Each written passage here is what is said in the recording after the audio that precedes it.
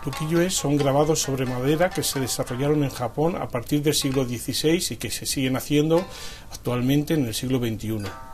Estos grabados, al principio, en su origen, procedían de grabados sobre libros que tenían su origen en el arte chino, y posteriormente, en el siglo XVIII, se desarrolla la técnica para hacerlos en color.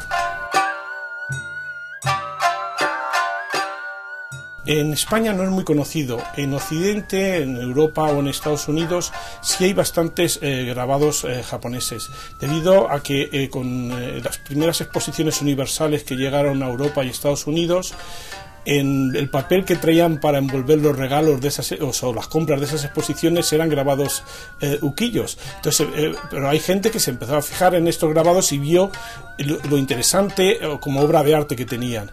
Entonces, eso hizo que empezasen a llegar masivamente grabados a Europa a finales del siglo XIX y principios del XX, y a Estados Unidos.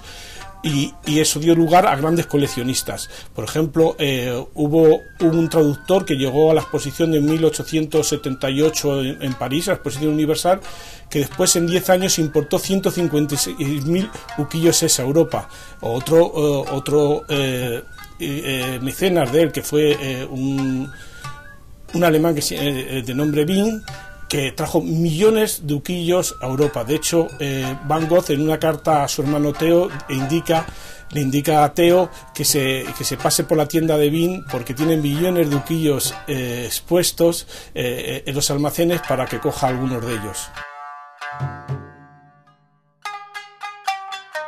La temática de los ukiyos es muy variada, sobre todo en el siglo XIX. Abarca desde el teatro del kabuki, que era un teatro muy popular en esa época, o el teatro Not, que era un teatro mucho más intelectual y menos popular, pero abarca también el mundo femenino a través de retratos o de geishas o de cortesanas.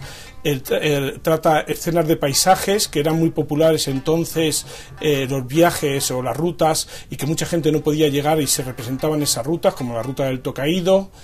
O había también escenas sobre deportes famosos, como escenas sobre el sumo, o escenas sobre el mundo de la naturaleza, que eran tratadas de una forma muy sutil, o escenas sobre leyendas o guerreros de aquella época. Por ejemplo, las escenas sobre guerra que se dan en la guerra chino-japonesa, que se da a finales del XIX. Como no había fotógrafos, se mandaban a pintores de ukiyo-e a que fuesen a los escenarios de guerra y representaban esos escenarios directamente.